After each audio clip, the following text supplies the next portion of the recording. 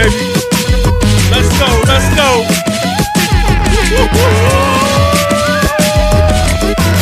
Yeah. See, a lot of people are not feeling like this right now, man. Gotta take your wins. Yeah. Let's go. Come on in here. Come on in here. Come on in here. Whoa. Yeah.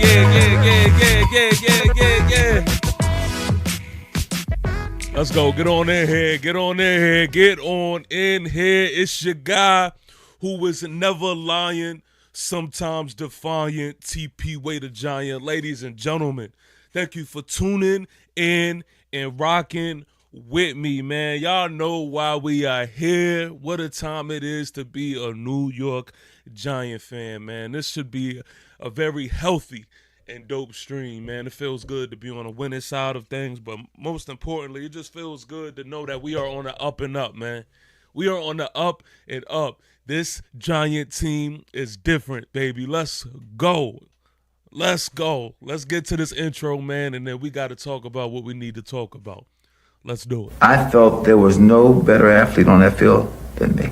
I was the best athlete on the field, and in order to win, you have to beat me. If you can't beat me, then you can't win. I tell you right now, you know everybody gonna watch this ass whoop my foot on you, right?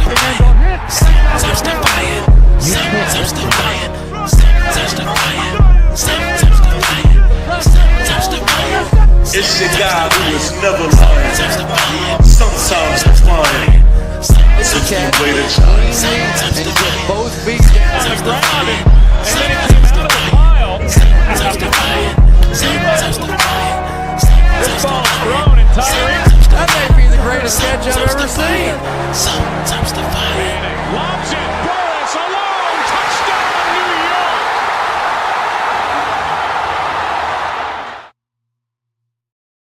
York. New York Football Giants 31 and the Jets 12. Let's go. I don't want to hear, hey, it's just the preseason. He's hype over a preseason game. Yeah, I don't want to hear that. I don't know if anybody got a chance to even look at the sights and sounds in the locker room. I would most definitely rather be on the winning side of this thing, man. I would most definitely. Coach Dable made it an emphasis to remind the players on how important it is to win, and not just win at home. Okay, win at home. I keep telling y'all, in preseason, it is preseason for everybody. It is preseason for players. It is preseason for coaches. It is preseason for fans. It is preseason for content creators. Winning is contagious, okay? You don't want to just be new to winning when the season starts. Nah, you want to be accustomed to it during preseason. Go look at how the guys are cheesing and smiling and feeling good after the game. Come on, man. I will take it. We are 2-0 right now, and I know the record means absolutely nothing. But these 2-0 showings were good showings. That's the main thing. They were productive showings. Like, we are in the lab actually looking like we are on to something here. This wasn't just like, oh, we're 2-0 because we just gave it everything we had and we tried to, play our starters longer than they needed to make sure that we got our 2-0. No, it's not that. It's not that. It's just that everybody believes, man, this is a winning culture in the locker room. Okay? You gotta love it if you are a New York Giant fan, man. I am not respecting the hate, man. I am not respecting the hate. Let's go, man. Shout out to my guy, Ghost Dog, that is in here, says belt to ass last night. TP Way to salute, man. New York Giants salute to my guy, Ghost Dog, man, who was also in our pregame live stream, and we chopped it up. Shout out to Ghost. Yes, sir. Money Mike says our time is coming. And Dart, we trust. Yes, man. Not mad at that. I am not mad at that at all, man. Clinton Jones, I see you. Ghost Dog again says we will no longer tolerate the disrespect going forward, man. Let them know, man. Let them know. My man Christopher Tony, what's good, man? It's been a minute. Says, what up, TP and everyone in the chat? Let's go Big Blue. The Giants own MetLife Stadium. Jets are borders that slip on their rent. I absolutely love that. I absolutely love that. I wish I could just pin this comment right here and keep it up the whole stream. I love it. Elijah Pratt is in the building. I see you. Said, peep Abdul's quote tweet on Jets. Belt to ass. Okay, I got to go see that. Shout out to my guy, Elijah Chat. Good, baby. So listen, man. First, I want to start off before I even get into the meat and potatoes, man, of what went down, man. I want to get y'all a true understanding what was going on my end, man. I was watching this game at work, which is, for me, one of the worst places that I could watch a football game. I'm one of those type of people. I don't know how to be cool, calm, and collected watching the Giants play. I just don't. So I almost, like, y'all, when I say it's bad, it's bad. I almost thought about, like, man, should I call out today? Like the whole nine. I do not like watching Giant games at work. I like being in the comfort of my own home. I like turning the volume all the way up. You know, I like the feel of just being able to, you know, move the way I want to move, be as loud as I want to be, and everything like that. And everybody that is inside my home understands the crazy. You know what I mean? Understands. Matter of fact, they even join in at times. That's the type of vibe. So anyway, I'm at work, and I had some downtime, you know what I mean? I did everything that I needed to do to make sure I could, you know, watch this game, you know, in totality. So I turned the game on, and, you know, we're going to get into the whole game. We're going to get into the whole nine. But when Russell Wilson dropped back, bombs over Baghdad, ladies and gentlemen, I almost lost my job. It almost got there. I said, ah! Everybody looked at me like, yo, is he all right? I said, y'all, I told y'all, I made it for a warning. Y'all thought I was playing. I said, don't mind me. I am over here watching my game. They all start laughing, but it is just that serious for me, and it was that type of energy that I had, man. I couldn't wait to even do this live stream so we could even chop it up about some of the things, man, that I seen that I'm looking forward to. I do want to make this point known, man. Shout out to Carl Banks that was in the broadcast booth, man. Shout out to Carl Banks. That was a phenomenal job by him and his partner, man. They was definitely making it a good game experience. I don't know if y'all been tuned in, man, but lately, like, mainstream media and things like that, it's been ass. And sometimes it's not even enjoyable to listen to them while watching the game. Like, if y'all remember the Bills game that we just watched, right? That we just had in the first preseason game, the commentators were terrible. Were absolutely terrible. So it felt good to know that, you know, we were listening to a guy that was tuned in to not only this fan base, but tuned in to the New York Giants, who, like, actually knew what he was talking about, man. And he also dipped and dived into, you know, his expertise and how he viewed the game, man. So shout out to Carl Banks. He did a phenomenal job, but let's dive into it, man. The first thing is the injury report, or the did not play list, man. You had Malik Neighbors that was out. You had Dexter Lawrence that was out. Deontay Banks, Tyler Nubin, Cam Scatterbo, and Chris Manhertz that was out. The whole time that I look at the first string offense, I always keep in mind, okay, what would this offense look like if Malik was in play? That's always my train of thought. And especially if you're thinking last night, if you had that mindset last night, oh my God, man. Oh my God, endless possibilities.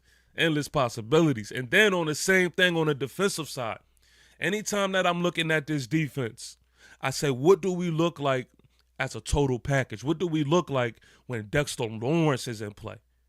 So if you're getting at the quarterback with the names that you have there, imagine what it is like when Dexter Lawrence is in the middle, because you have to double team the guy. You have to. So that is always the train of thought that I had, man. So the fact that we look the way we look without a Malik Neighbors, without a Dexter Lawrence, ladies and gentlemen, as a Giant fan, man, there is something for you to look forward to this season. Deonte Banks, I think that this was not the best time, man, for him to be out. I understand, man, the way football is, man. When you get injured, it's not anything that you can control. But we're going to dive into the other side, man, of Cordell Flott putting the pressure on, man, with the CB2 battle. And that just became more and more interesting. Tyler Nubin ain't really tripping about that, getting his rest. Cam Scatterbo, though. Cam Scatterbo's hamstring or whatever situation is a lot more difficult than I thought it was. I've seen somebody talking about we could expect for Cam Scatterbo to possibly, start off on IR. So, that's sucky. Chris Manhertz. I can't sit here and lie to you and act like I missed a Chris Manhertz because the tight end room is so full. We'll get into that. That is just like, whatever. That's the least of our worries. But Jalen Hyatt and Evan Neal was back in. And, yeah, we'll deep dive into that whole thing. But that was also good to see, and there was another side of it as well, man. But let me catch up in this chat. I see y'all. Make sure if you are new to this channel that you subscribe, man. It's your guy who was never lying, sometimes defiant, TP Way the Giant, man. Make sure that you subscribe to TP Way the Giant, and you gonna get all of the New York Giant content, man, that you deserve. So Giant salute to each and every one of you. And also, man, make sure that you subscribe to the Aboriginal Sports Network, where you are not just catching all of my streams, but you're catching all types of New York Giant, NFL, all types of sports, content. So hit that subscribe button. Make sure you like the stream. You gotta like the stream. All right, you don't walk in nobody's house and not say what up. That is just a comparison, man. You gotta like the stream. It's mandatory, man. But let's get to these comments. Born for Sports, man. Giant salute to my guy, Born for Sports. He says, I know what you mean. I be forgetting where I be at too, especially at work, man, for sure. Kenneth Perkins, I see you. Giant salute to you. It's all good, baby. Christopher Tony says, Giants drain the fuel out of them Jets. No fly zone in East Rutherford at MetLife Stadium. Gang Green died from defeat last night. Yeah, that's a fact. That is a fact. Born for Sports says, Russ not done. He could still play this game. Best thing that could happen to him is he get away from bum-ass Arthur Smith. Yeah, I keep telling, man, we're going to get into that, but I kept telling people. Money Mike says, from these two preseason games, what's your opinion on what needs the most improvement, man? Great question, and we definitely going to dive into that, man. But Money Mike, what I want to do, man, I just want to start with the positive before I even get into the negative, man. Let's start here with Russell Wilson. Let's start here. This is the message that I've been trying to get out to Giant fans, man, and I've been trying to get them to understand.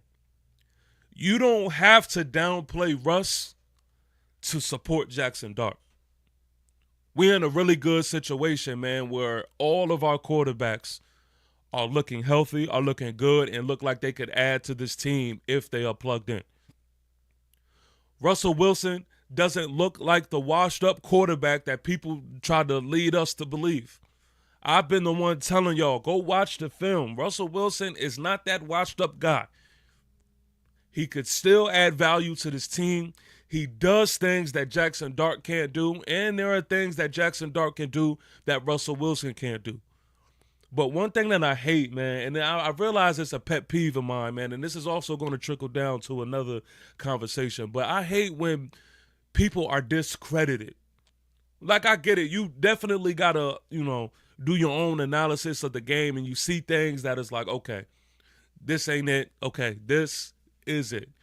But I do not like when people discredit players.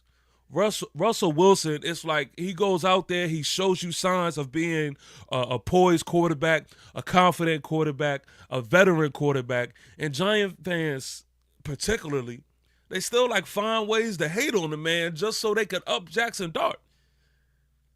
And my whole take on this thing has been consistent. If Jackson Dart outshines Russell Wilson in the offseason and he has a better camp, then I am all for him taking that QB1 role. But if that is not the case, man, it is okay for Jackson Dart to sit. We got to be patient. We got to be patient. We are in the kitchen whipping it up right now. What do you do when you take the steak off the grill just a little too early? It's a little too early. It is okay for us to be in this position, man. Get comfortable. Be patient with where we are at, man. This is a good issue to have. I understand it's not familiar. We haven't been here before. 3 quarterbacks that we have are quarterbacks that look good. Look around the league. I don't know about y'all. I watch other teams in these preseason games. I only see us, man, in this position. I only see us. So this is a good position to be in, man. I want to get into the deep ball, the moon ball as people call it, to Bo Collins, man. That was the play right there that set the tone. That was the play right there that really, you know, took me to that next level in this whole experience watching this game. I don't want to overshadow this point. Great look by Russell Wilson. Great ball by Russell Wilson. But the main element that deserves the credit on that play was the offensive line, man. Oh, my God. Was the offensive line. Y'all go, I don't know how many times y'all have watched it. I've watched it 89 times already. Russ had 365 days to throw that ball. He had so long to throw that ball. It was a beautiful thing to see, man. That pocket was incredible. The offensive line deserves their just due. We are on the offensive line when they out there looking like hot garbage. We need to be on this offensive line when they are doing things like such. That was the biggest element to that play, and that allowed Russell Wilson to make a play like that. That was beautiful, and that is something that we have not been familiar with over here with the New York Football Giants, and it is our duty, man, to make sure that we speak to that. So definitely shout out to the offensive line, man. The O-line has gained my respect because going into this thing, man, we knew that the offensive line was the weak link to this offense. We understood that. So for them to have these good showings, man, and you can see them getting better and better. Not perfect, but you can see them put out good performances. You can see them going out there going hard. If you look at each player that is on that especially that starting group, nobody has had back-to-back bad days. And that is all you can ask for in this time right now. So this offensive line has definitely gained my respect. Of course, I mean, this goes without saying. We got to see it, you know, when the season gets here. But again, my approach to this whole thing is taking it a day at a time, taking it a step at a time. And right now, man, the offensive line has really, really, really impressed me. Evan Neal is making me proud, man. It's making me proud. And I'm not trying to disrespect the man, but it's really like a proud dad feeling that I'm getting right now. Evan Neal at guard, I'm going to wait to get into the whole factor of why it took so long to get him at guard. But him at guard, man, it's a dope thing to see. It's a dope thing to see. He looks good. And again, that was another thing that Carl Banks made an emphasis on watching the game, man. He was pointing out and giving the flowers to Evan Neal, which was well-deserved. He was out there kicking ass. Marcus Membo, Oh my God. This dude is a monster. Marcus Membo is a straight problem. Ladies and gentlemen, we got one. We got one. Nah, this is how I feel every time that I see Marcus Membo out here. This is the exact feel I have. Ladies and gentlemen, we got him. Got him. We got him. So I am glad, man, that this offensive line is hitting that trajectory, man, of going up. Now, again, just like I said offensively, you can look at this offensive line and you can say to yourself, okay, this offense, excuse me. You can look at this offense and say, okay, what would this offense look like if Malik Neighbors was in play? You could look at this defense and say, okay, what would this defense look like if Dexter Lawrence was in play? But the same thing with this offensive line. What would this O-line look like if Andrew Thomas was in play? So it's good that we are finding out, who's going to step up, who's going to play that plug-in position when AT is not on the field. But also, man, when we are in full force, when we do have Andrew Thomas, we are that much better, man. We are that much better. So our weak point right now is not looking as big of a weak point, man, because we have guys that are stepping up and that is taking advantage of AT being out, man. And I absolutely love it. I absolutely love it, man. Let's get into these running backs. But before we get into that, man, I see y'all in these comments. Let's go. I absolutely love it. Kenneth Perkins says he getting a lot of hate to me talking about Russ. Yeah, he is. He's definitely receiving a lot of hate, man. He's definitely receiving a lot of hate. Christopher Tony says, bang that like button and subscribe to the channel, just like the NY Giants smashed the Jets out the air like King Kong. They ain't got jack on us, man. I love the energy. Let's go. I love the energy from my man Christopher Tony. Tell it like it is. Make sure that y'all subscribe and hit that like button. That's a fact. Money Mike says, Russ looking good as well. Let him be rock. And Dark can learn to be on more than ready when he hits the field. 100% have to be patient. Yeah, man, I'm with y'all. It is so easy to get distracted. It is so easy to say, oh, this is the shiny new toy. Okay, go to that. Guys, let him cook. Let him cook. And I'm going to get into Jackson Dart, when it's that time. But, yeah, man, let it cook, man. Lamar Skelton. Lamar says, Jackson Dart is my favorite quarterback. Russell Wilson with the moon ball was elite by Russell Wilson, man. Yeah, Jackson Dart was definitely putting on, man. And trust me, we're going to talk about J Money. We're going to talk about J Money. Born for Sports says, talk about it. Point of attack. Yes, sir. Yes, sir, man. Shout out to them big guys up front. For real. They definitely gained my respect, man. Christopher Moody said, Jameis had the best throw of the night to me. Come on, man. What is the last time we've seen this, man? 3 quarterbacks on roster to where if they was plugged in, you're not saying to yourself, oh, okay, game's over. Game's over. Nah, they all add different elements, man. They all add different elements, and this is a really good position to be in, man. Money Mike says, Rodgers, Jordan Love, Mahomes, Lamar, and Hurts all set. Dart will be fine sitting. Good point.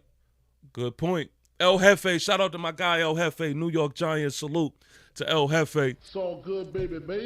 Christopher Moody says, Neil Benegard, been saying it since his second season. Yeah, man, a lot of people been saying it.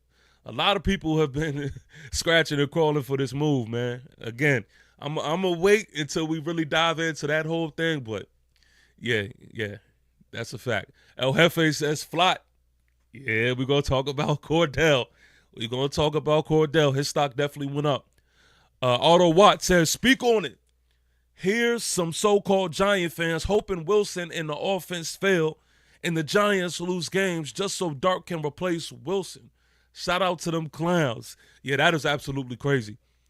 That is absolutely crazy, man. I really don't get that train of thought, man. But I think that's that loser, mentality that people have gained over the years that really are not familiar, with the core of what the Giants are. Not familiar with, what we embody.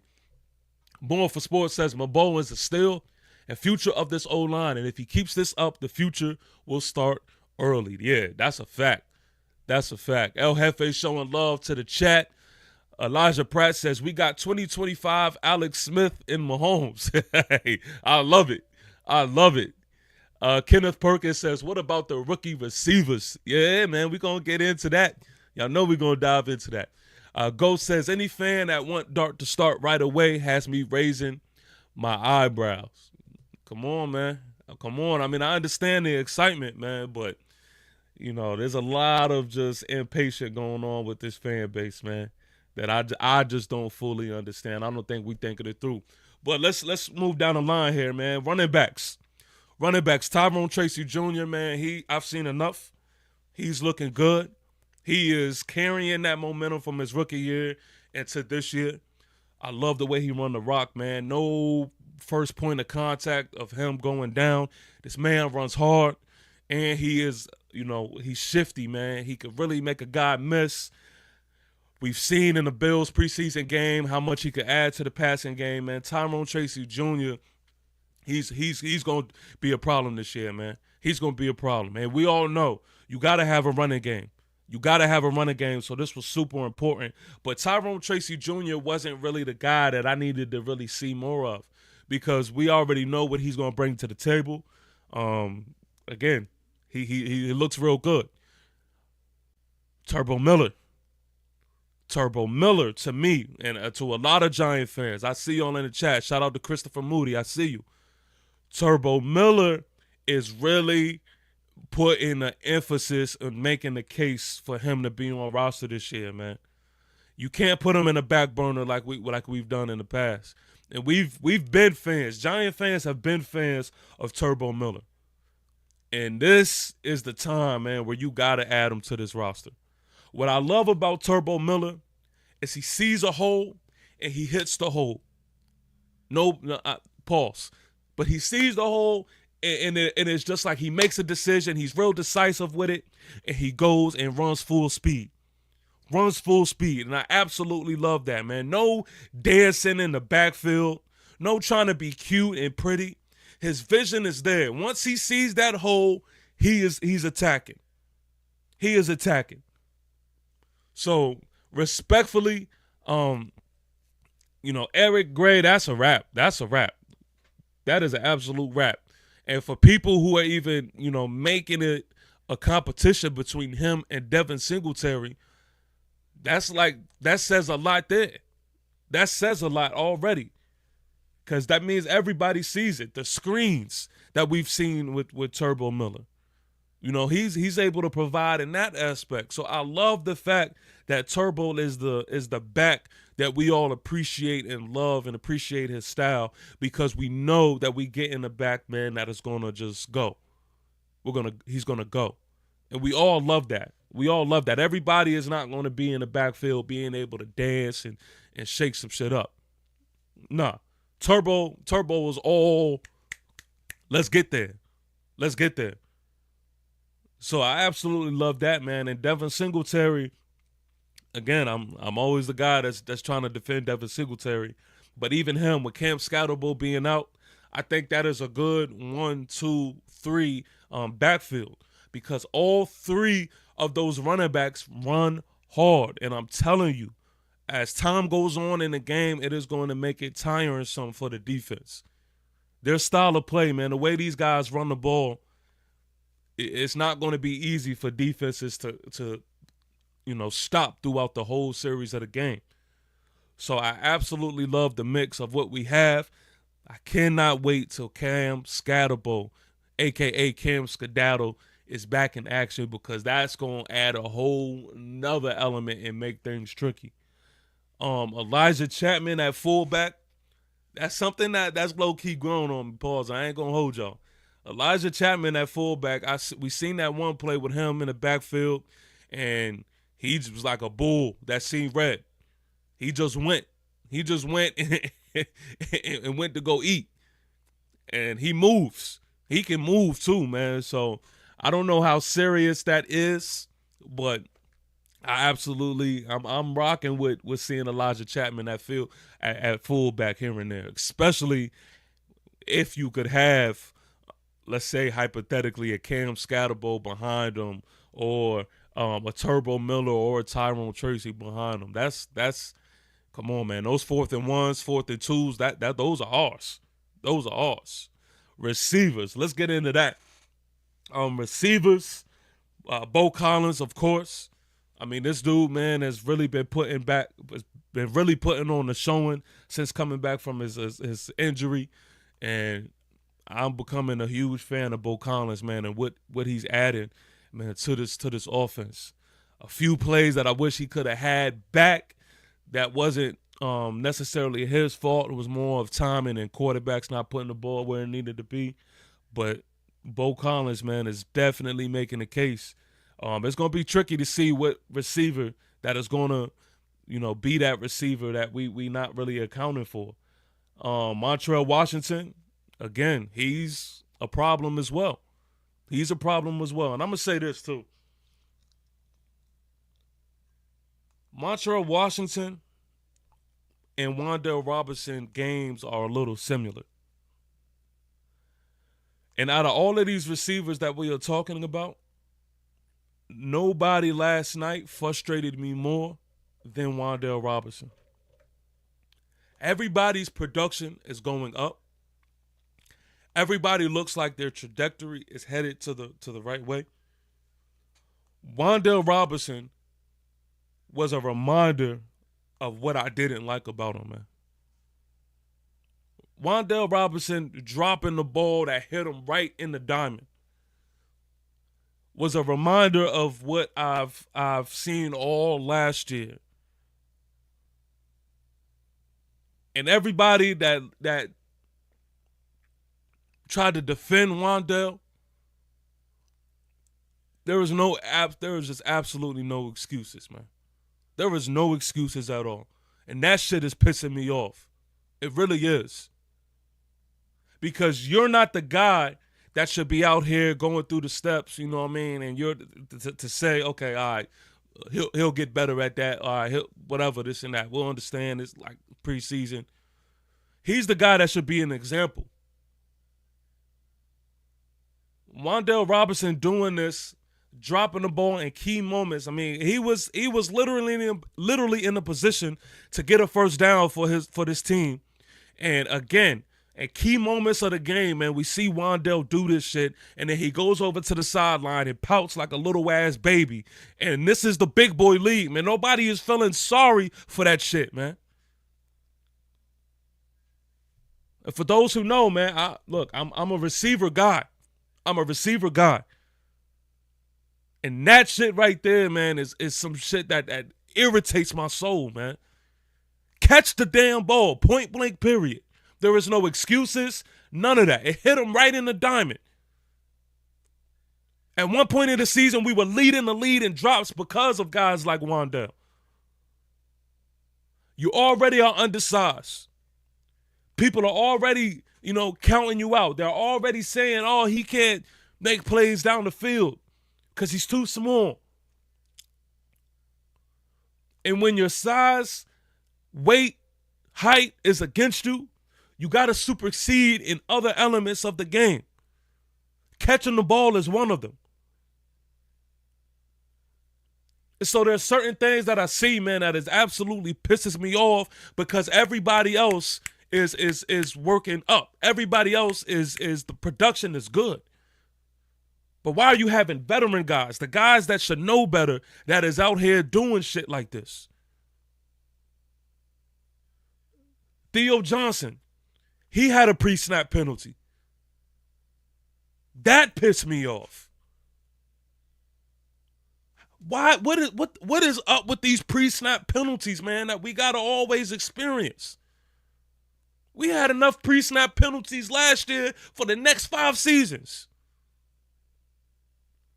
I don't know if Coach Dable has to continue to make an emphasis on this, if he has to add something to this, man, but that is something that absolutely kills drives, man. We kill ourselves when we do stuff like dropping the ball in key moments of the game, when we have pre-snap penalties, jumping, off sides and things like that, man. That shit it kills me. It kills me. That's why I don't want to hear about tough schedule this, tough schedule that.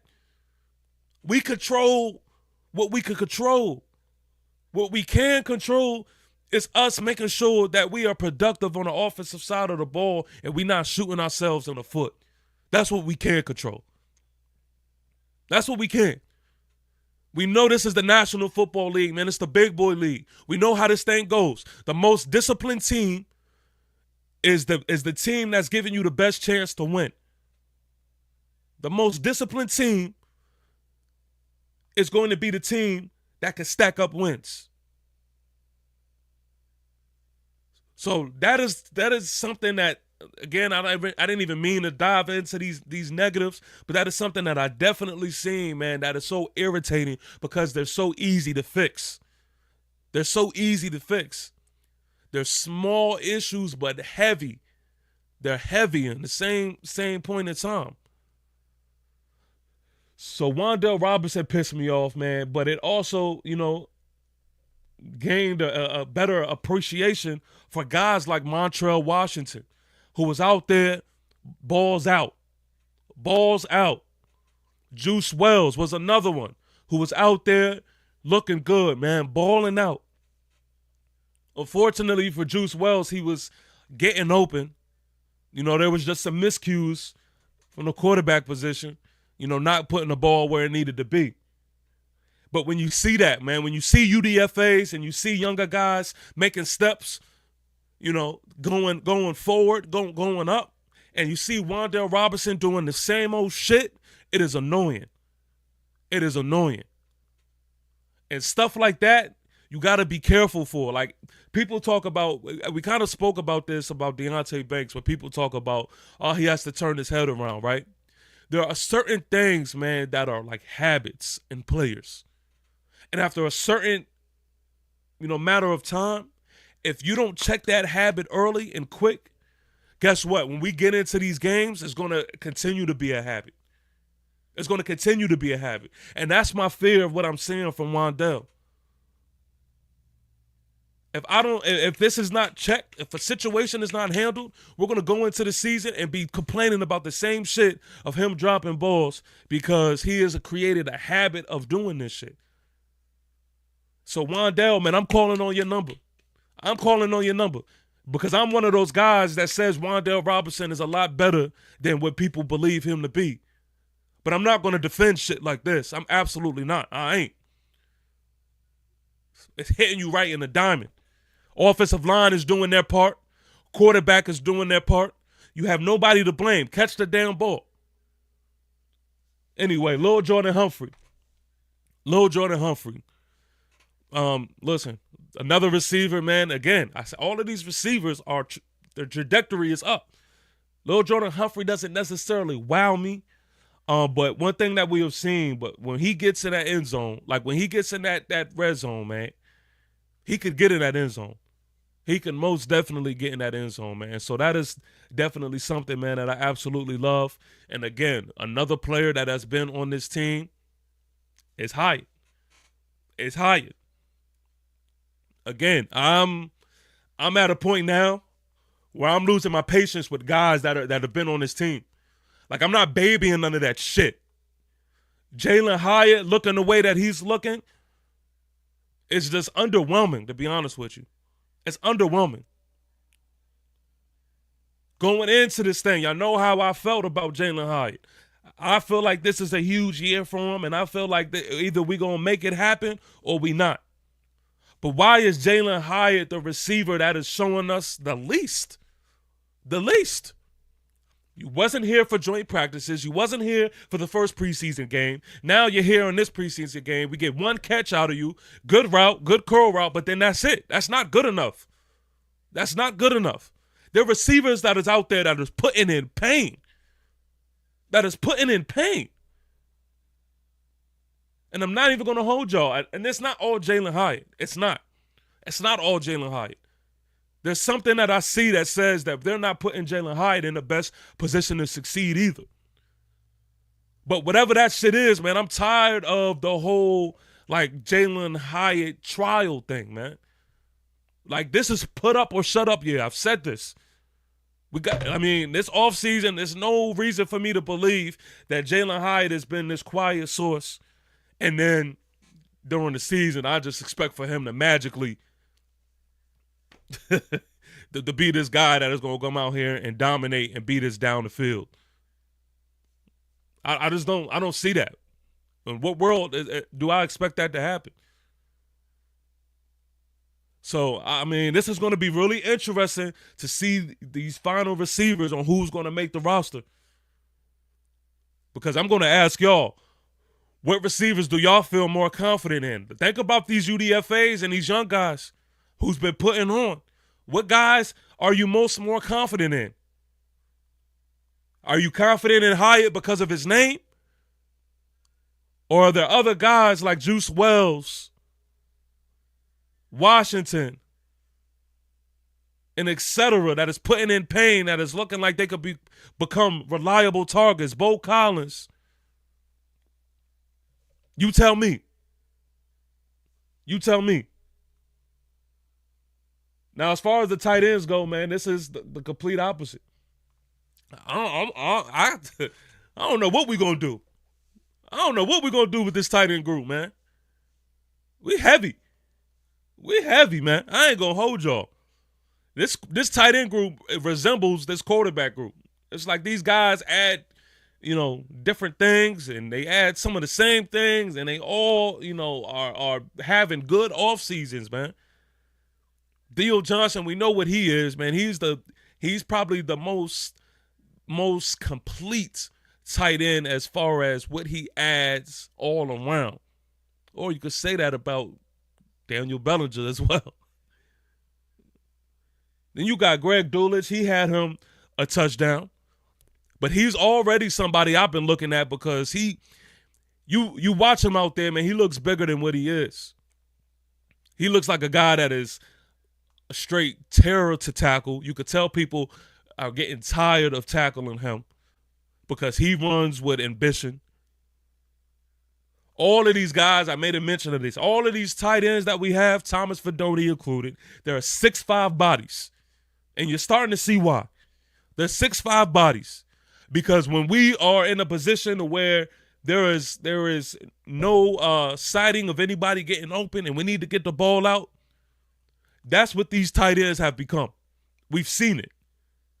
They're going to win these jump ball matchups, especially in the end zone. So, honestly, all of these tight ends that we have, man, are promising, and they've been having a good offseason, man, for real. All of them. Except for Chris Manhurst, respectfully. So, these guys, man, they are a straight problem, man. But let's get into what we need to get into as far as our soldier of the week. I see y'all in the comments. We're going to get to these comments. I see y'all, man. Shout out to y'all. Let's get into today's soldier of the week. We ready. We ready. We ready for y'all. We ready. We ready.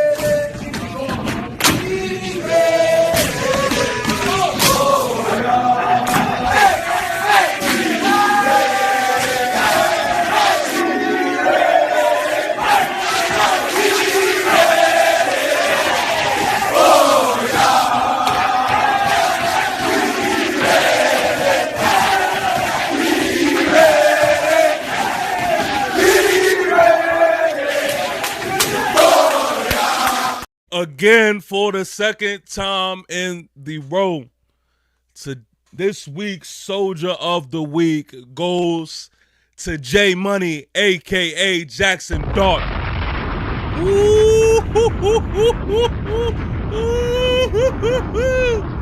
Ladies and gentlemen,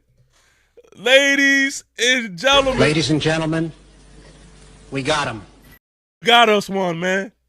We got us one. I shout out to J Money, 14 for 16, 137 yards, and 1 touchdown, man. Let me say this. Because y'all, for those who know.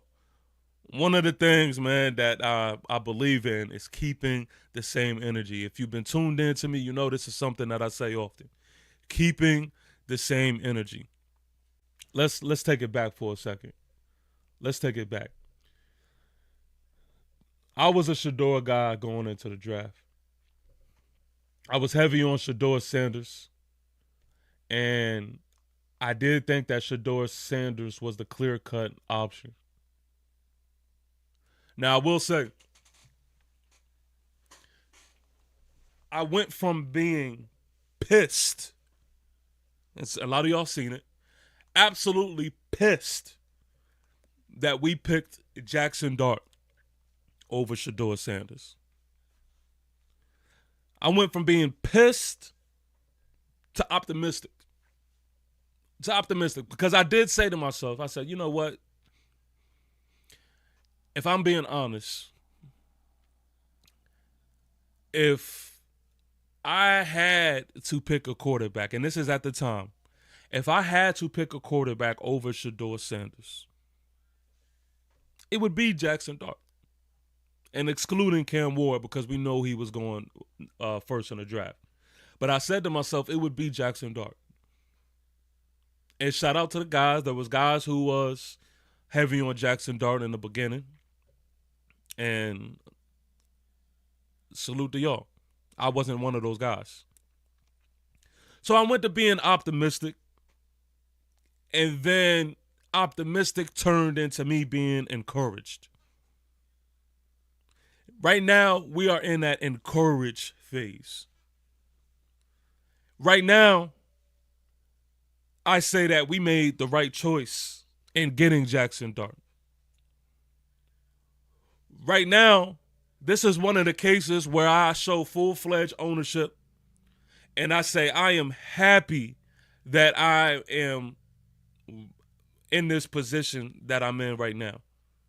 Because right now, it seems to be that I was completely wrong. It seems to be that I was completely wrong. And I tell y'all all the time, when it comes to this team, I would rather be wrong about certain things, man, than be right. And I said this about J Money from the beginning. I would rather be wrong about my assessment than to be right. Jackson Dart is showing me that he definitely has a future of being one of these guys, man, that can be the and I hate to do the comparison thing, but the Jaden Daniels, Bo Nix, CJ Stroud, the young quarterbacks that can lead a team, that can be a franchise quarterback. He has shown me that he could step into that role. He has shown me that he could be a guy, man, that separates himself from his peers. Ladies and gentlemen, we have the quarterback that looks better than any quarterback that we are seeing all around these teams in the preseason. I got to give him his just due, man. I mean, he's playing with all of the attributes that I said in the offseason that I wanted to see, that I thought that Shador would bring, but he is bringing them. He has that swag to him. You know, he plays with that sauce. He plays with that relatability, man, of these younger guys on this team. He puts up a shut up. You know, it's been rumored already. Malik spoke to this. You can see he has that dog. I love seeing him take off, man. I love seeing him, you know, get out that pocket and make plays with his legs. Because we haven't even seen the best of it. We haven't even seen the best of it. Remember, this is all a sample size. I feel real good about what I'm seeing from J Money right now, man. I'm going to be 100% real with y'all. I feel real good. And I'm glad he's a man of his word because he told each and every one of us, listen, he's going to play his game. He's going to play like Jackson Dart. He's not going to go out there and be a robot. And right now, he has lived up to the moment. And right now, he is answering to that, and he is playing just like that. So I respect it wholeheartedly. Ladies and gentlemen, we got one. We got one. So all I need for Jackson Dart to do, man, is continue to have this mindset, continue to learn, and continue to just be ready for whenever his number is called. Whenever his number is called. To just be ready to rock. It's not easy being a New York Giant quarterback, man. But Jackson Dart looks like he could step into that role. He does. And the future is bright, man. So shout out to this young man. I had to take the time to say that because, listen, you got to keep the same energy. You got to keep the same energy, man. And as of right now, man, he has proven me wrong, and I am happy about it. I went from being pissed to optimistic, and right now I'm encouraged. And next is confirmed. Next is confirmed. That's the next stage. I need him to confirm it and step into that role. So again, shout out to my guy, J Money. Now listen, let me step aside real quick. And I really hate that I gotta do this, but it's like on my heart to do this. And at the same time, it's I ain't gonna lie, it sucks. I said on the beginning of the stream, man, for those who didn't catch it, one thing that pisses me off, man, is when people discredit players. And one thing that I've been seeing from Giant fans, and it's this corny shit that we do, man, that is just like, it just irritates me. Daniel Jones. Now, let me start off by saying this so there is no confusion and nobody is confused as to what I'm getting at here. I am glad that we upgraded in the quarterback position. I believe we definitely upgraded in the quarterback position. I don't think Daniel Jones could step in the shoes of any of these quarterbacks that we have on roster. I really don't. I really don't. Again, you know, I've always was the guy to say that Daniel Jones, I just believe that he wasn't the exact reason as to why we were in the position that we were in. But in the same breath, I do understand that there is definitely better in that quarterback position. I don't take away from that. But what I see from Giant fans is a lot of discrediting. And the shit is getting corny. I ain't gonna hold y'all. The shit is getting corny. There was a tweet yesterday that I seen. Somebody tweeted out and was like, "Oh, Russell Wilson, he threw a 80-yard, what was it, an 80-yarder or whatever it is, however long it was. That was a longer throw than any throw that Daniel Jones has ever made, and blah, blah, blah, da, da, da, da." I see points of time where people be like, "Oh, Daniel Jones never made a throw like this," and da, da, da, da. Guys, to that tweet, Joe Burrow's longest pass was a 70-yarder.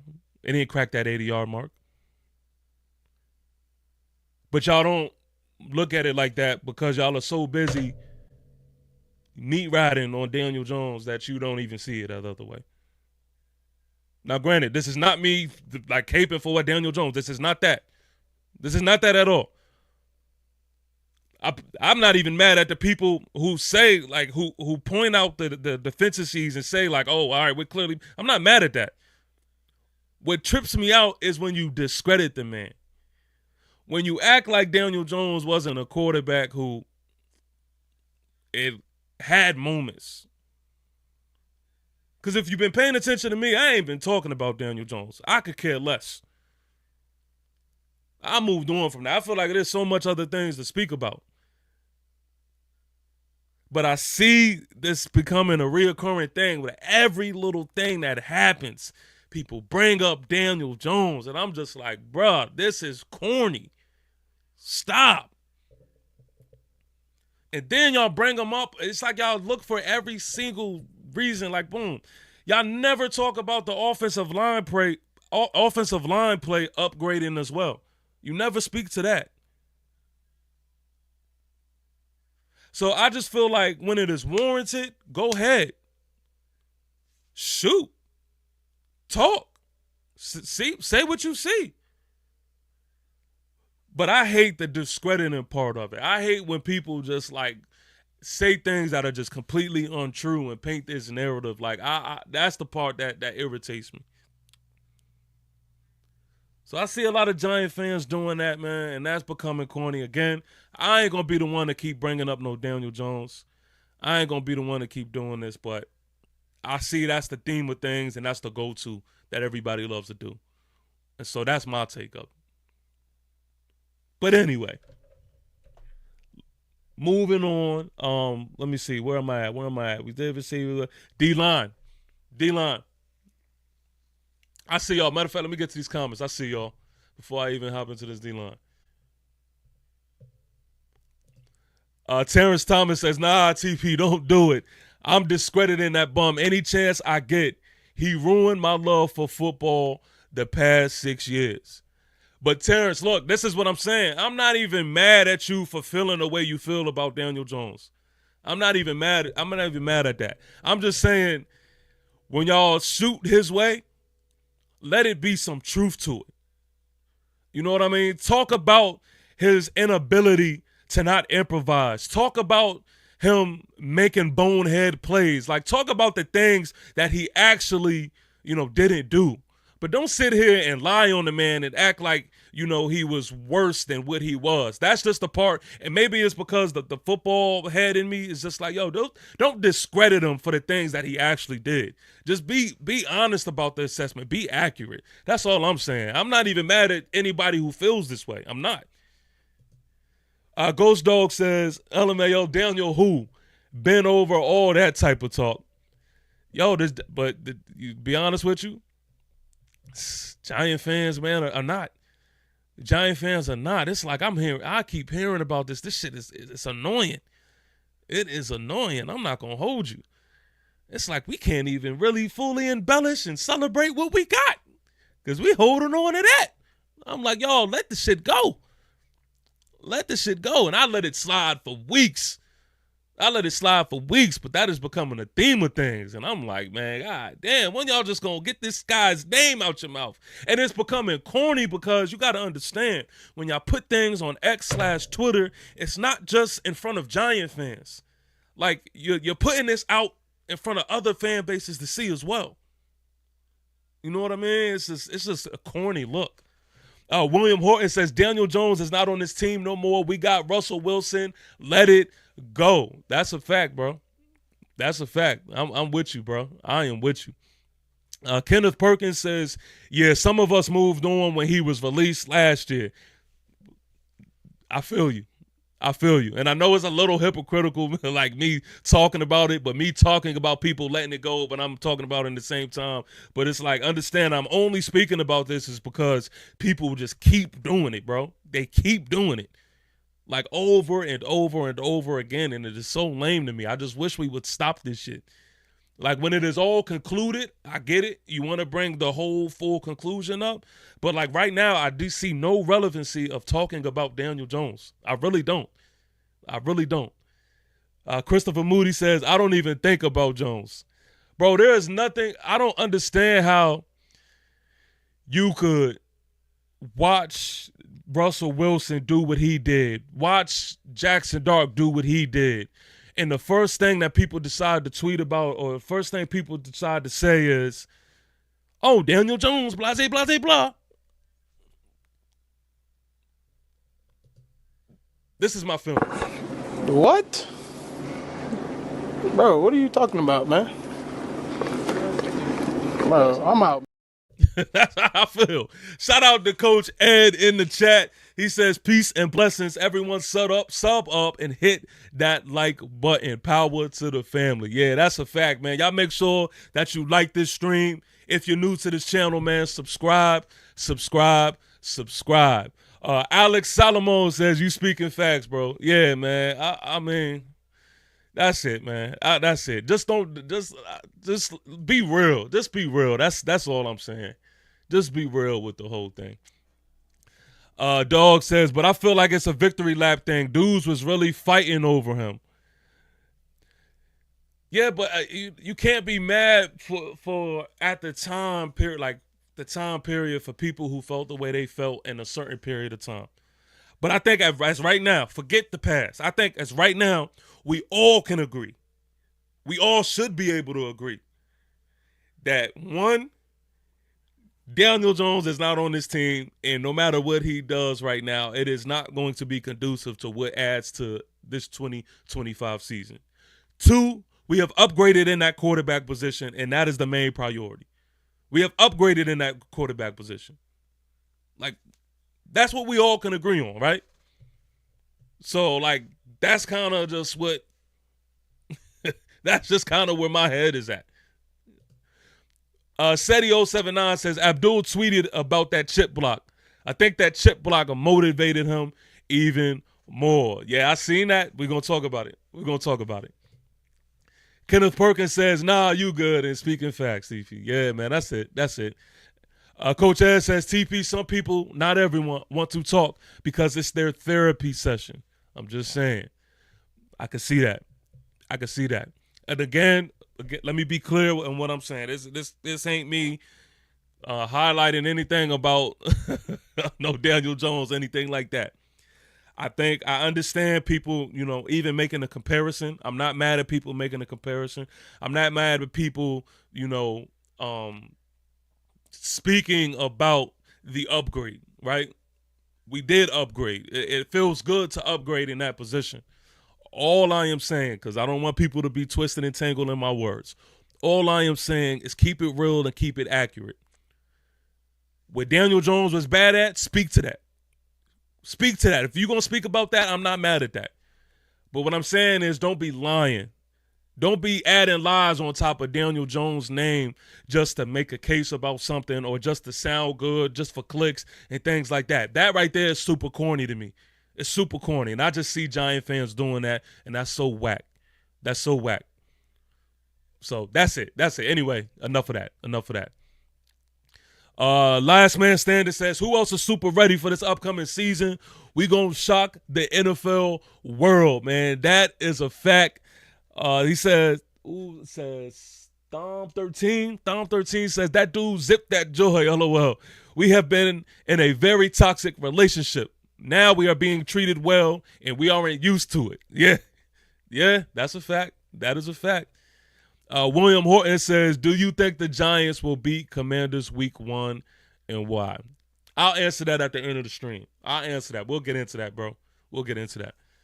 Kenneth Perkins says, I want Russ to be lights out so the hate can drop on him some. Yeah, I feel you, man. There's a lot of just Russell Wilson hate, man, that, again, I just become the theme of things with this Giant fan base for some reason, man. They always look for reasons to hate, and I don't necessarily understand it. Again, like I said earlier, man, your Russell Wilson support doesn't mean Jackson Dart hate. I think they're both quarterbacks that we should stand behind and support, and we should want, it's just simple math to me. We should want Russell Wilson to go out there and kill. But anyway, let's get into this D-line. Kayvon Thibodeau, man. Now, listen, when I'm wrong, I'm wrong, but when I'm right, I am right. And I told y'all the KT5 disrespect has to end. See, the thing is, a lot of people look at the game and they just look at a bunch of stats and they attach that to the player, and that's the end-all, be-all. But one thing that we have seen from this Jets game, man, is KT5. KT5 was everywhere. He was all over the place. He was hustling from one side of the field to the other. Y'all talking about he doesn't have a bag. Well, he was definitely getting to the quarterback. He was definitely having his day. And I keep telling y'all, stop sleeping on the man. This year is going to be a year for Kayvon Thibodeau. I'm telling you. All of the pieces surrounding these pieces that we have up front is going to open up opportunities for everybody to eat. Everybody to eat. And so all of that KT5, he's overrated and all of this other crap that I've been trying to tell y'all, go watch the film. Just stay tuned. Stay tuned, because Kayvon Thibodeau showed us a sample size of what's to come. Showed us a sample size. That's one of my pet peeves, man, is the KT5 disrespect. That man is nice, man. That man is nice. And a lot of y'all just don't see it because you only look at stats. You don't look at how he affects the game. You don't look at the pressure. You don't look at the times that he is getting and causing pressure, but he is getting held on. Y'all don't see that. KT5 is going to be him. Robertson Harris is low-key a problem, man. It's low-key a problem. Now, in that interior defensive lineman, again, that has been one of the major things that I've been paying attention to, because when Dex is not on the field, we have to answer to something. We have to answer to something. And Robertson Harris was the biggest highlight of that defensive line for me, because he was everywhere, not in just stopping the run, but he was also causing the most pressure when it came to getting after the quarterback, consistently too. It wasn't just this week. He did it last week. So he has definitely, his stock has risen, man, and I think, man, he has earned himself, the starting job. I believe so. But in the same breath and time, I'm looking for guys, that come behind him, to step up. To step up, because outside of that, I ain't gonna lie, it's a lot of soft shit going in that interior defensive line room, man.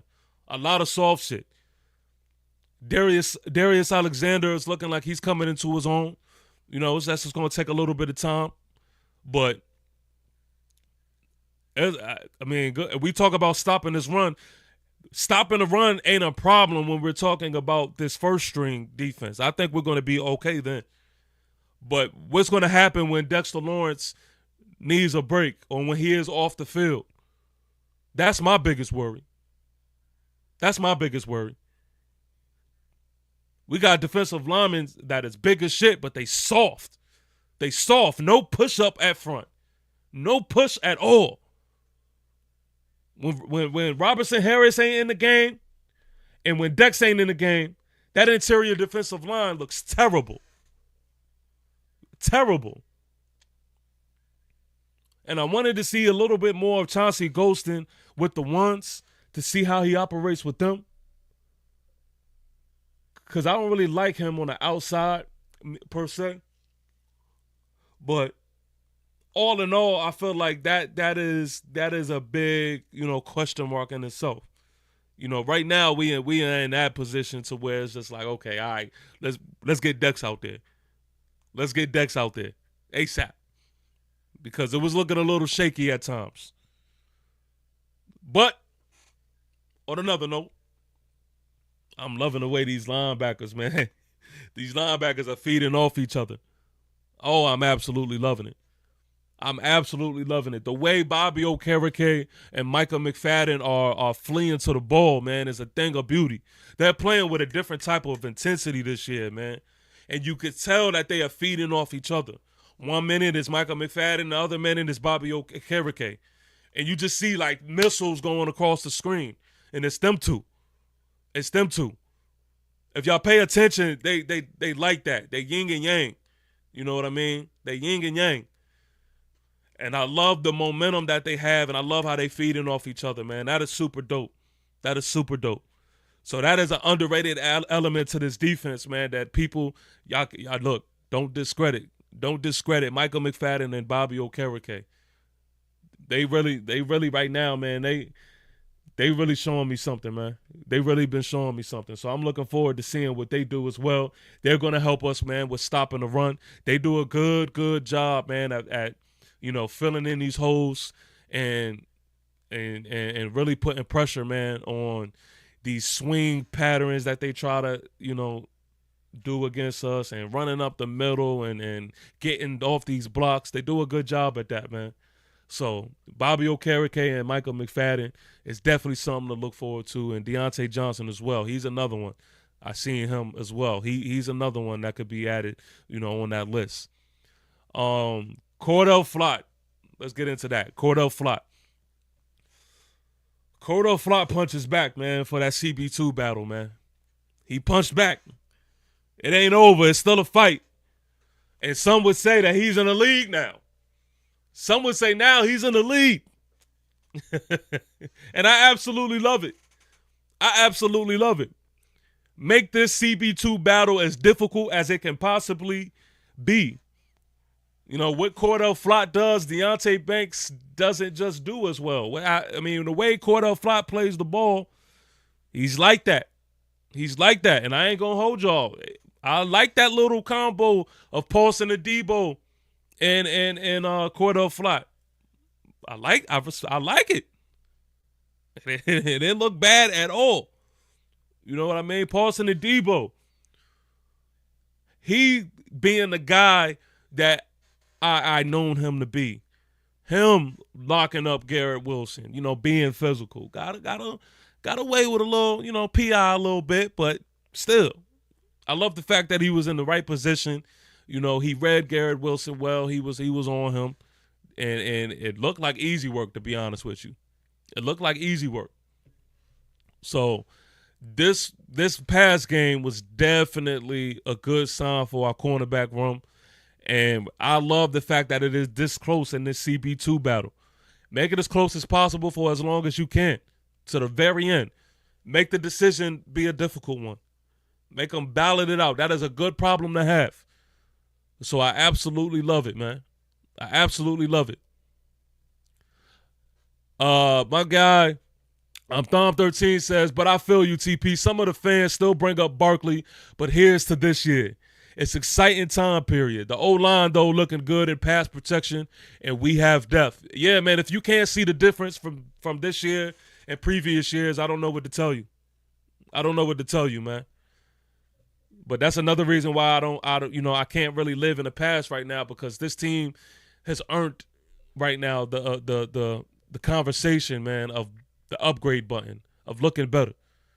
It's just all around, man. All around. This team ain't that last year's team. It just isn't.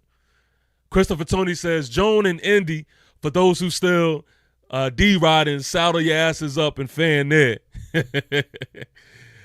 Ghost Dog says, the KT talk needs to simmer down.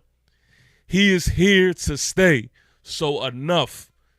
Yeah, man, again, I don't know what it is. I don't know what kind of psychological thing, man, that Giant fans do where they like to hate on their own for some reason.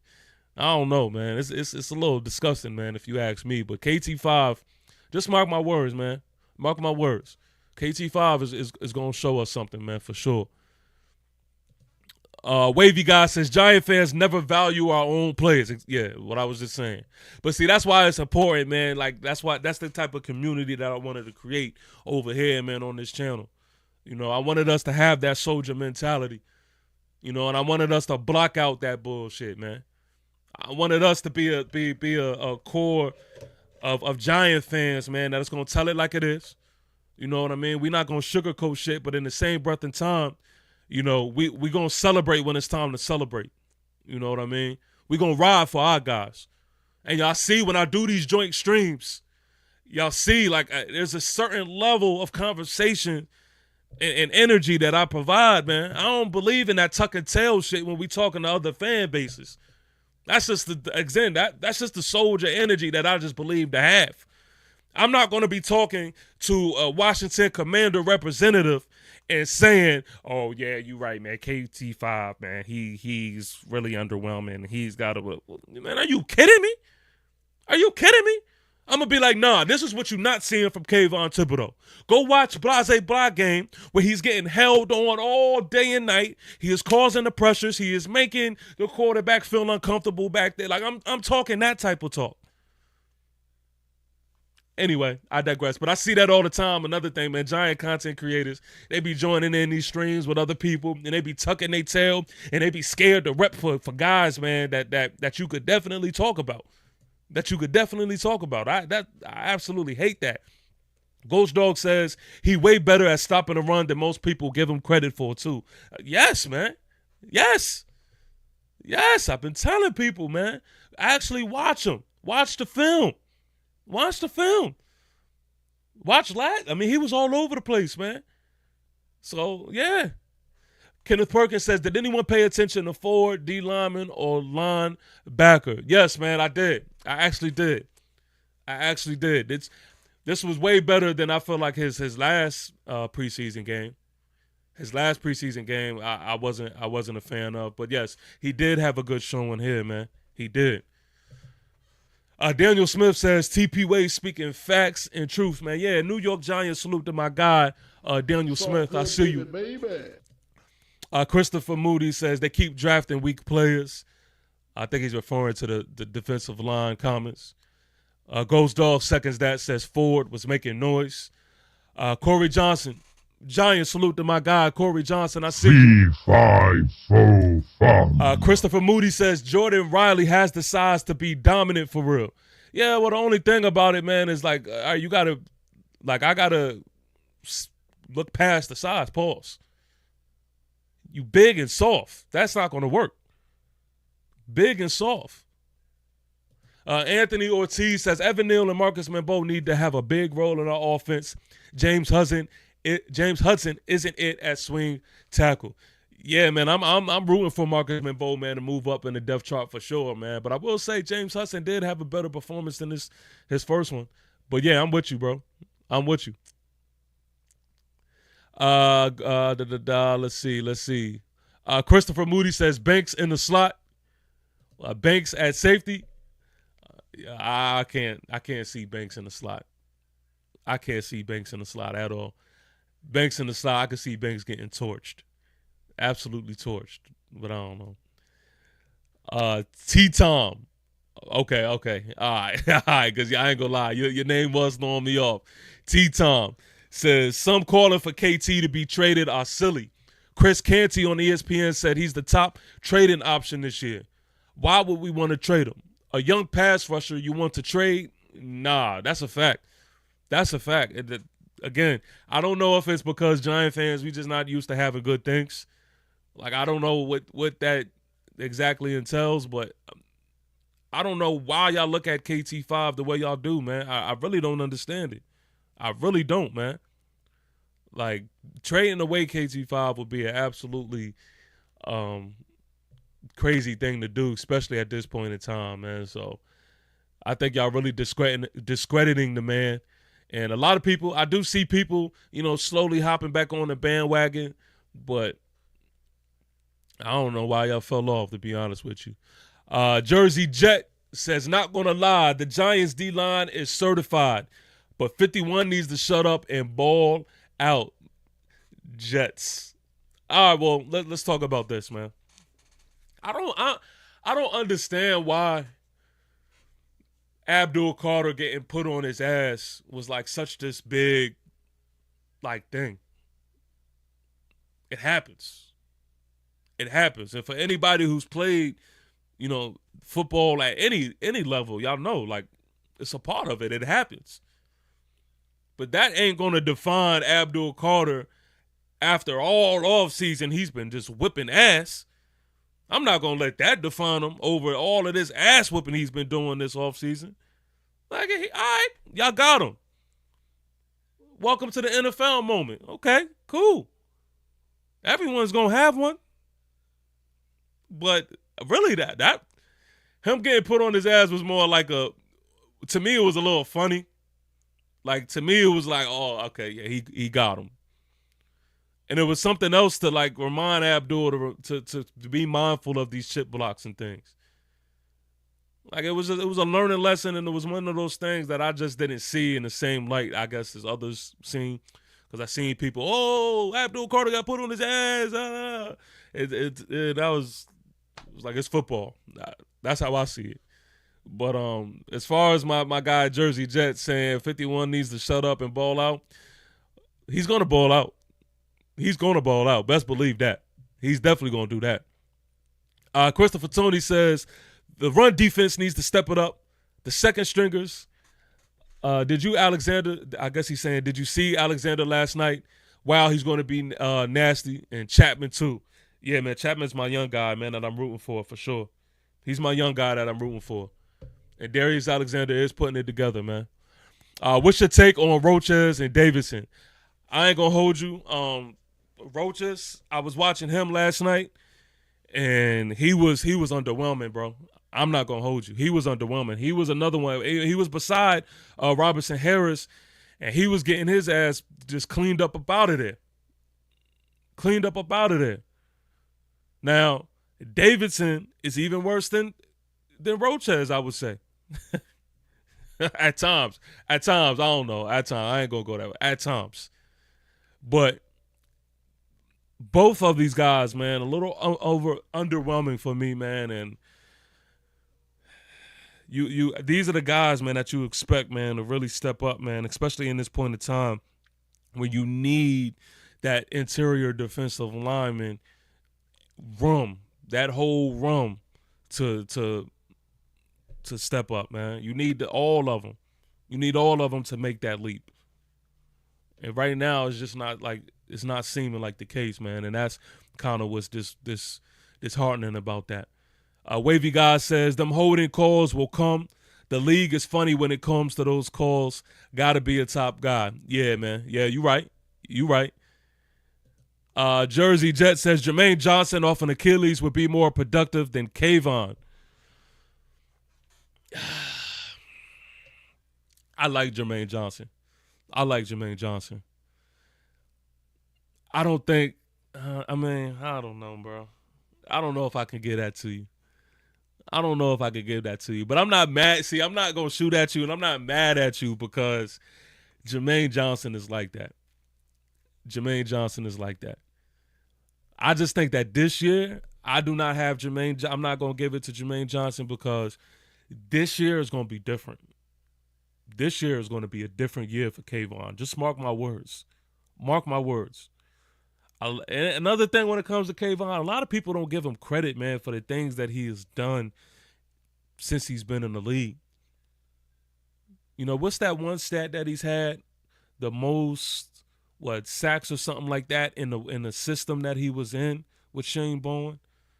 Like, these are little low-key things, man, that people are not really giving the KT5 his just due for, man. They not. But don't even trip. Don't even worry about it because this year I'm going to definitely pull out that I told you so card.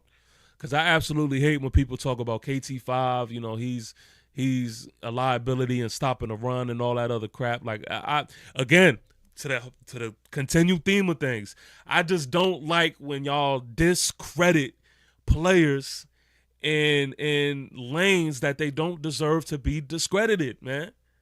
Again, y'all discredit KT5 on certain things, man, where y'all just completely are off on, man. And it is a pet peeve of mine, man. It is a pet peeve of mine. Christopher Turney says, let's see this linebacker group support the run defense and not let running backs get past them.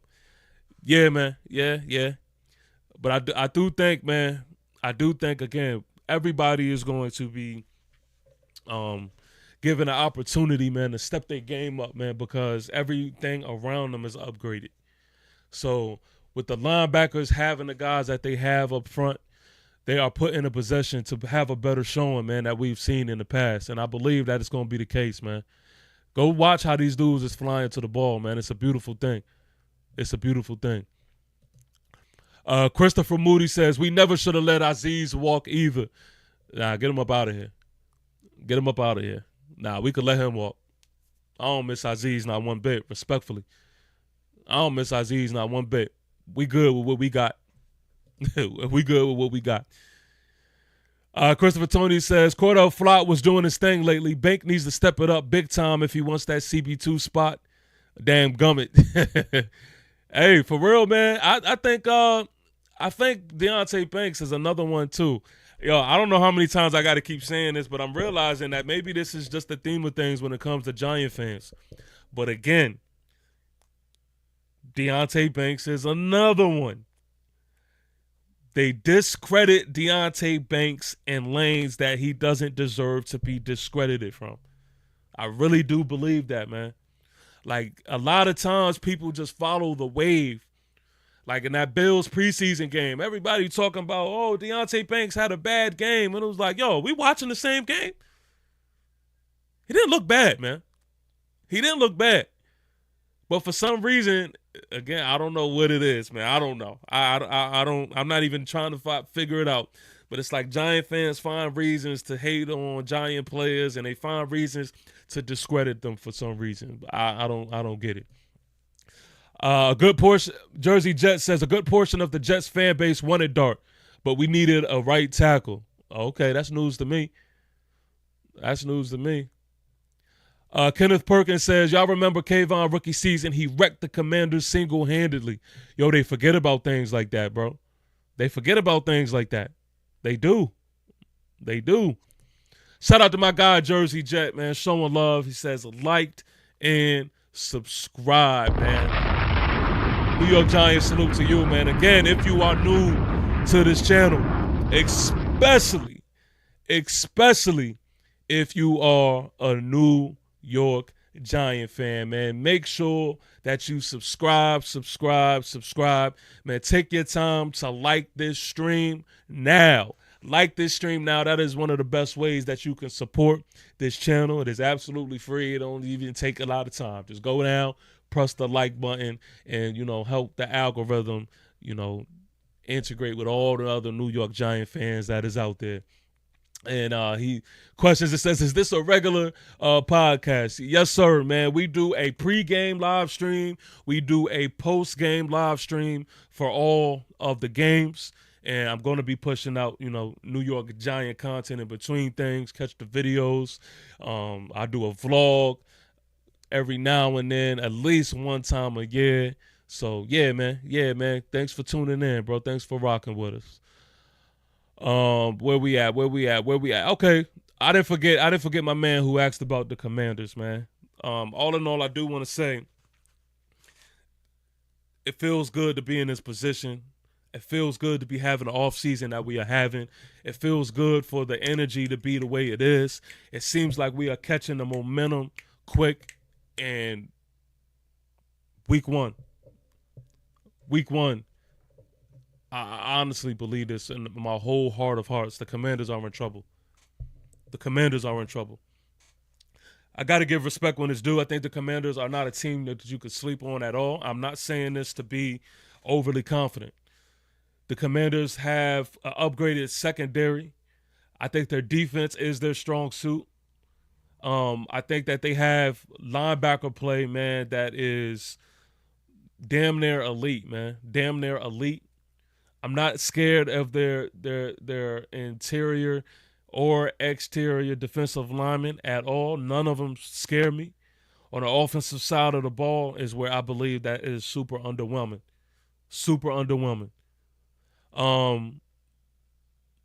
The wide receivers right now, respectfully, man, the wide receivers is borderline ass, man. It's borderline ass. And then on top of that, they have their wide receiver one that they have not, worked with all offseason.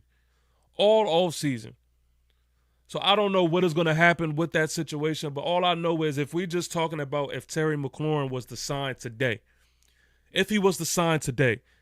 that is a lot of reps. That is a lot of time away from his team that I feel like you cannot compensate for versus a team that has been gelling together all off season, and that is us. Versus a team that has been really putting in that work in the lab.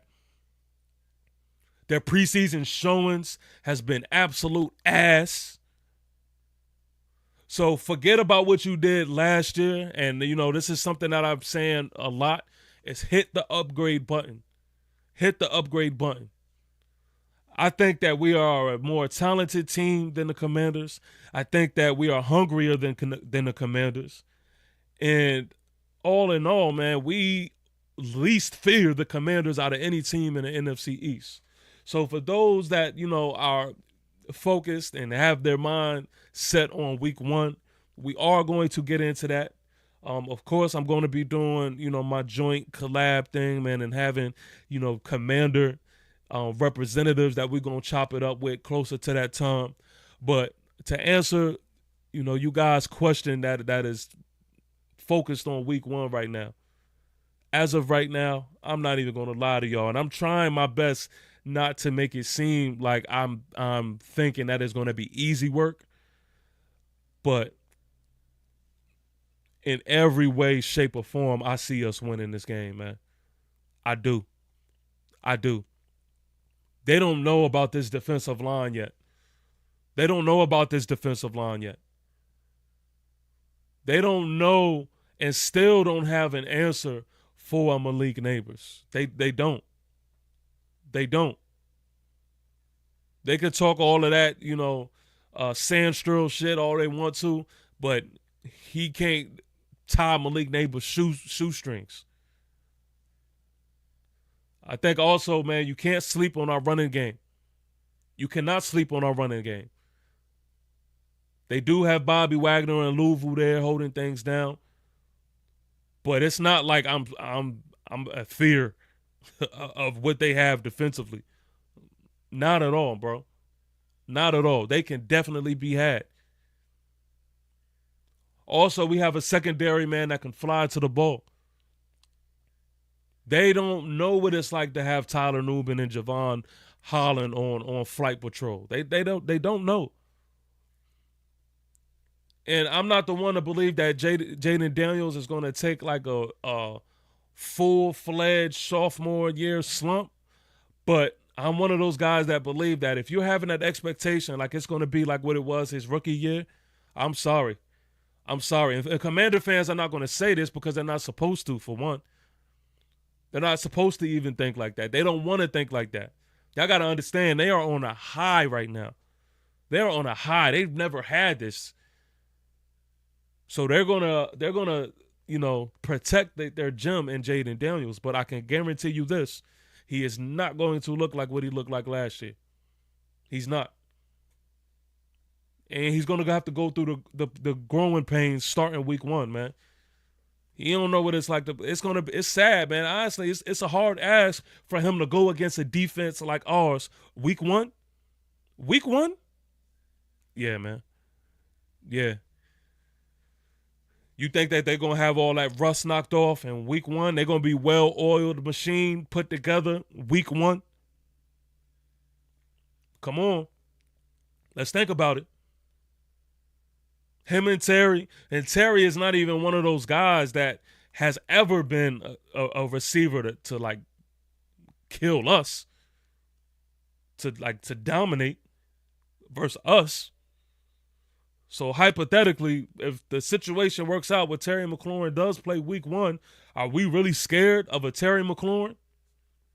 There's a lot more receivers to be paying attention to. Are we really worried about week 1? Terry, scary Terry. I don't know. I don't know how y'all see it. I don't. Yo,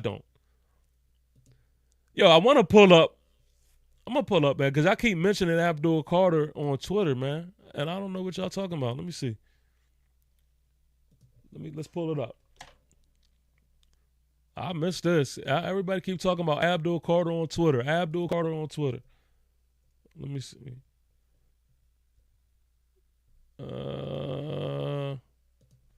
Yeah, let me share.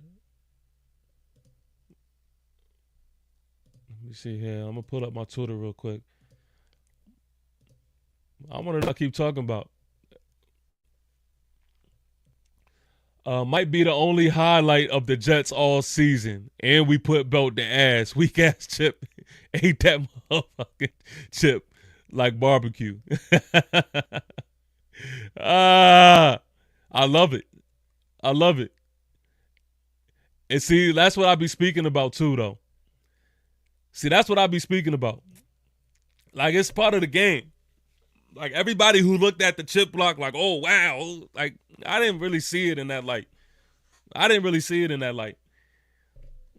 And I love that, man. I love that. Abdul's bring that dog energy, man. Bring that dog energy. And let it be known. We put belt the ass. Let it be known. Because I don't forget about in 2023 when we played the Jets. Y'all remember when they was talking heavy? Y'all remember when the shoe was on the other foot? Yeah, I'm not forgetting that. I'm not forgetting when these other preseason teams was talking crazy about us and shit like that. Nah, we ain't forgetting that. Now it's our time. Now we have the momentum. You know what I mean? Now we have the talent to be able to back up this shit talking. And we ain't even getting started yet. So, yeah, it's our time now. And a lot of shit, man, a lot of people going to be in for a rude awakening. And you can kind of see it happening with mainstream media and things like that. They slowly starting to wake up when it comes to the Giants and all that other shit. But they ain't seen nothing yet. They ain't seen nothing there. I can't wait till week 1, man.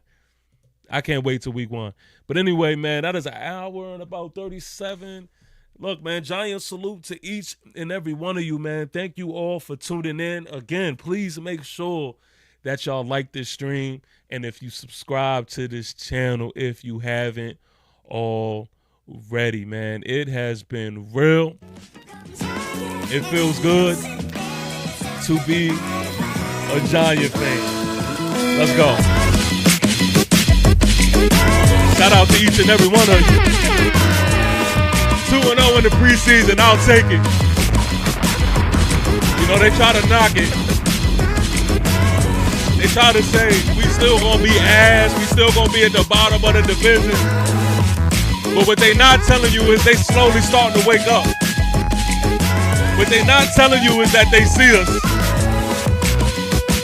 They can't hide it, man.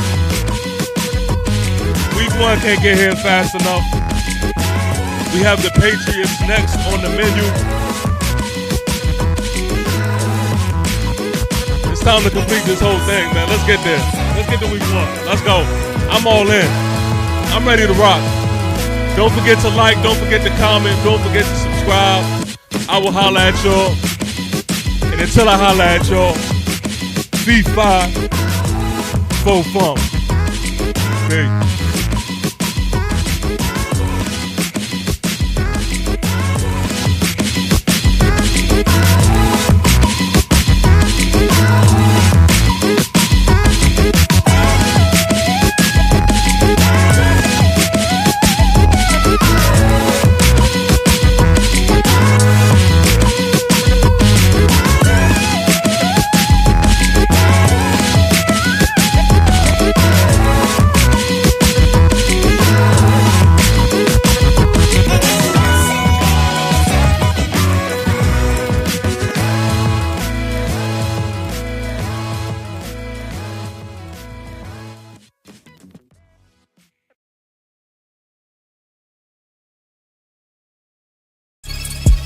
AKA lion, AKA tiger, how we swinging 9, walking through the fire, certified pioneer. Yeah. Keep applying pressure to the foes, going closer than I pit, closer than my dish. Yeah.